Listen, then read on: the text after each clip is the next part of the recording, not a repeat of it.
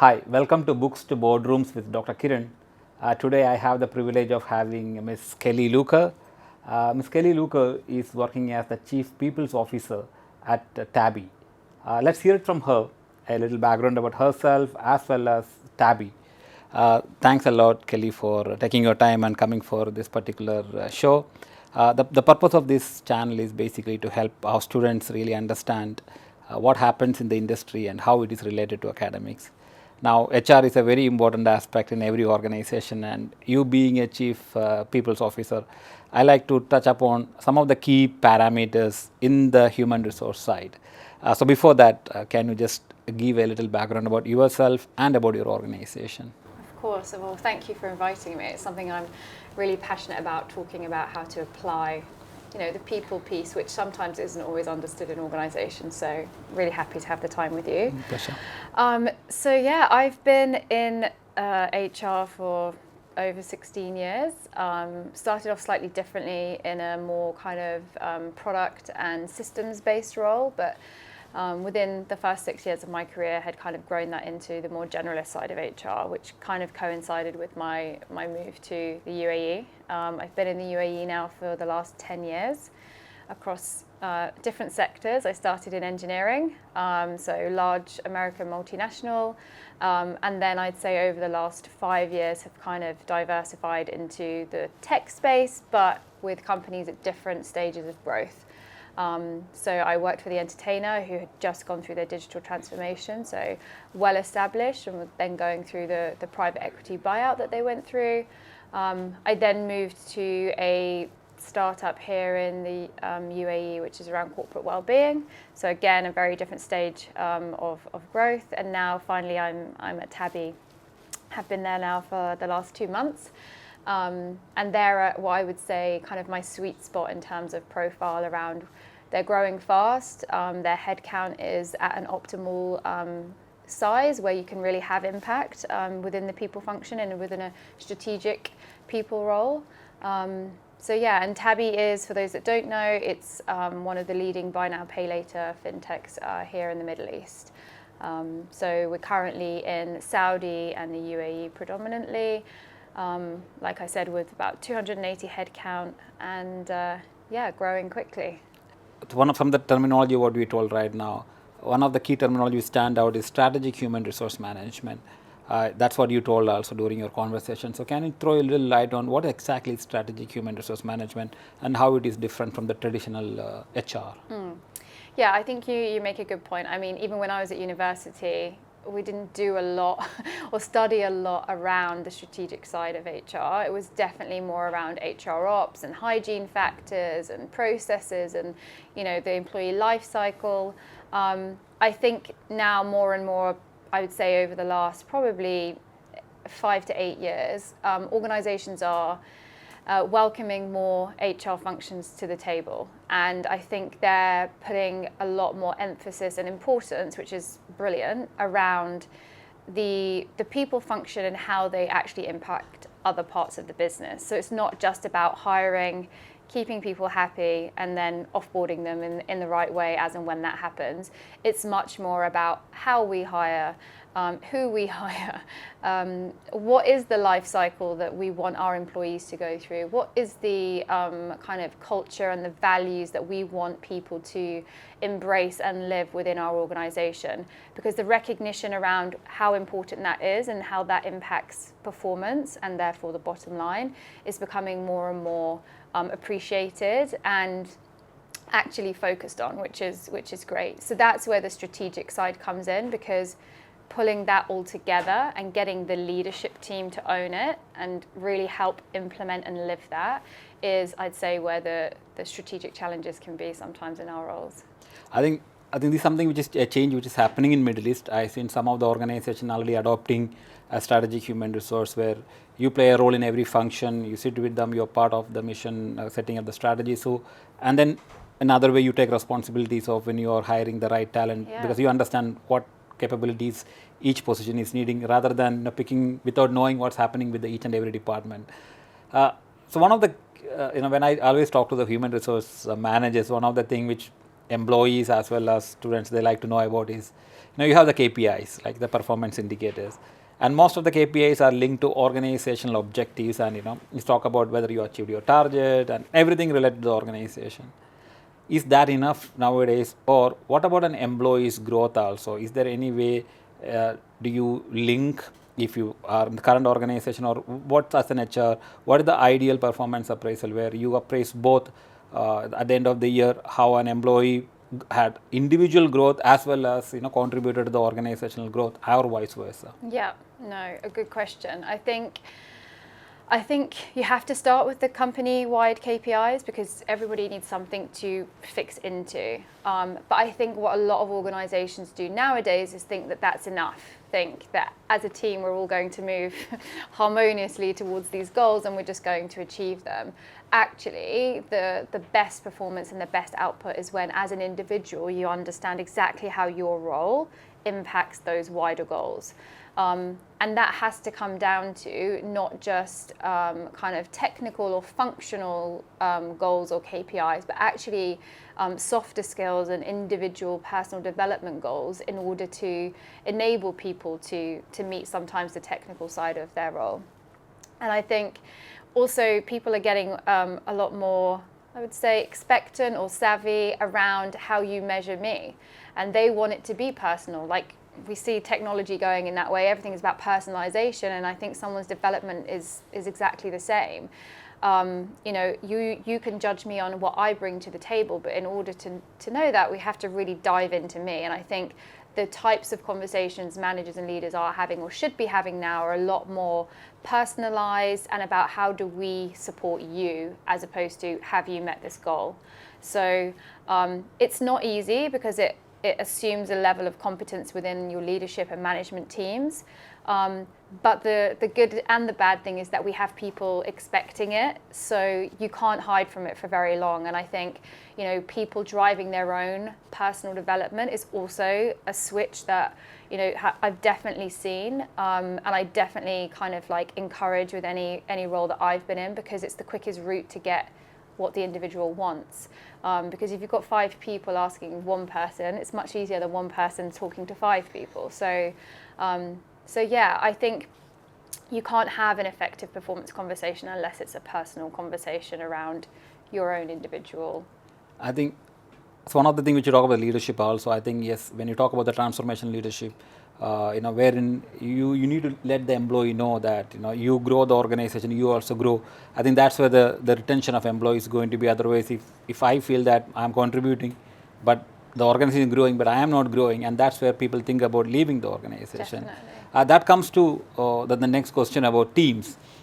Before your teams, teams forming, you talk about you work in a very good team.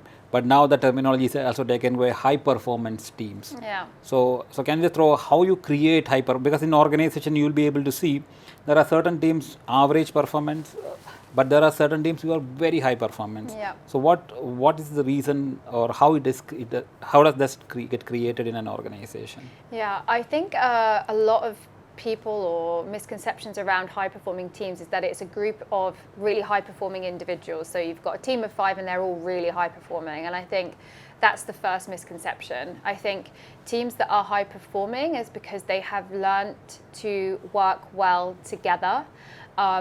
They have a team ethos or a team vision and team values that they are using constantly in the way that they operate. But again, I think that is something that has to be deliberate. I don't think that always naturally happens. So I think the most high performing teams are those that actually deliberately try to be high performing together and work through what that means for them as a collective. I think also, we've talked about company-wide strategies and we've talked about individual, KPIs. I think teams having almost a manifesto about why they exist and what they're there for within the organization, so that they are, again, all working towards the same thing. And I think vision, a leader with vision, no matter what team they're managing, is one that's going to get the best performance out of a group of individuals. But it doesn't necessarily mean that within each of those roles, they are high-performing people. I think high-performing teams and high-performing individuals are very different, or how they get there is different. So being an HR head, as a people's manager, organizations survive with people. I mean, most of the organizations need to understand that it's the people, otherwise it's just a building, right? So when you are having high performance team, it's again team members who are good performance, or at least they have the capability of working together. Then you have high performance people itself, individuals itself. Now, if you lose them, I mean, it's a disaster. Retaining them is again a challenge, right? With competition available, opportunities available, individual aspirations are different. So as an HR, as a people's manager, what do you do, or what is your advice for organization to retain their high performance employees? Yeah. Is recognition, because one of the reasons why they leave is because they are not properly recognized. One is rewarding, one is recognition, but recognition plays a very important role too. So can you just throw some light on the role of reward and recognition in retaining the high caliber employee in an organization? Yeah, I think reward and recognition has a place for everybody, even if it's not high performance. But I think for those that are high performing, it's acknowledging that 9 times out of 10 your high performers are those that do or get given the most, or are always the ones involved in something. And I think recognizing that high performance isn't sustainable unless the environment at which they're operating in is optimal. And that doesn't mean a high workload, always involved in everything, and expectations always on a couple of people. I think enabling high performers to thrive is the responsibility of my team, but also of the individual leaders themselves. And I think every leader, if they were asked to sit down and say, right, you've got a high performing team, but you've got 2 or 3 in there that are really high performers. And if they weren't there, then your team might not be as high performing. So what are we doing that's tailoring their development and their, I guess, career and future at Tabby or any organization? And I think recognition is important, but it's very different for lots of different people. So it's unlocking what that is for each of those high performers. Because if you use the same tactic for all high performers, you won't get the results equal across the board.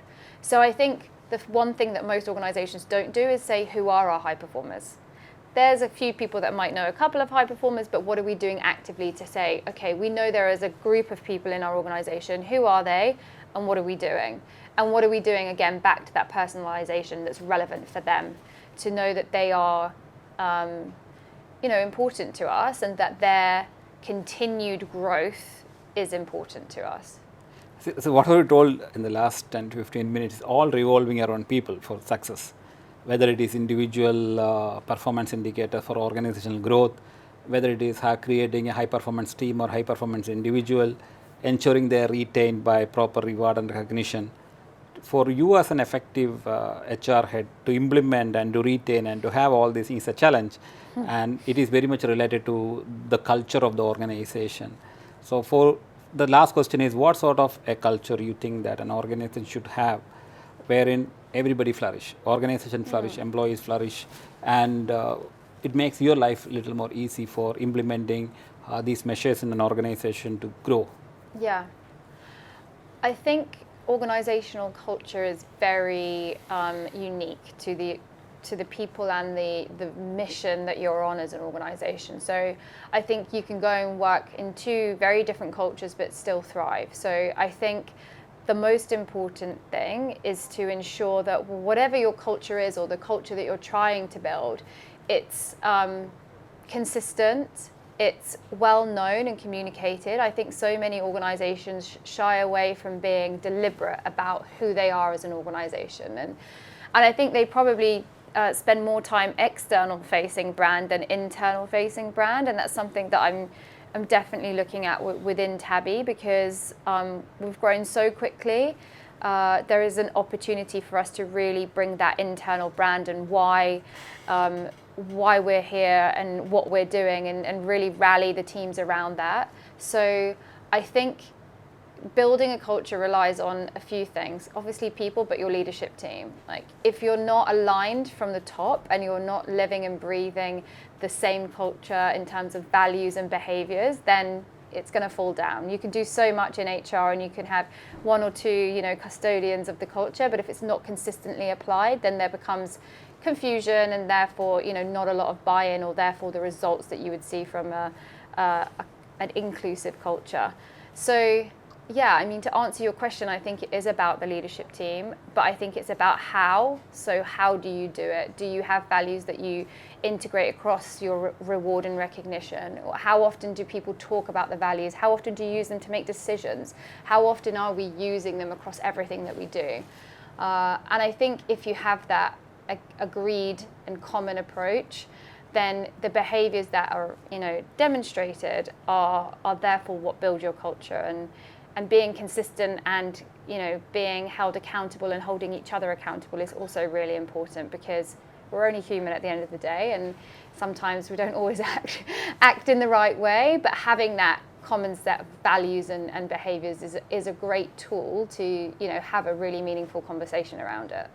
Thanks a lot, Kelly. I think what you told last, when I interviewed recently the CEO of one of a business group, he turned around the organization, and when I asked him the strategies, he told only three things: people, people, and people. Yeah. So I understand the importance of that, and hence I invited you to share this thought process on performance appraisal, culture, as well as recognition.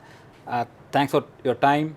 I know you're very busy, but thanks a lot for coming and sharing this information. I'm sure this information will be a great value add for the student fraternity or the people, professionals in HR, or in any other management. If you're listening to that, saying that how important it is to create a great culture so that you can create high performance individuals, which will lead to high performance organizations. Yeah. Thanks a lot, You're Kelly. welcome. Thanks Thank a you lot. so much.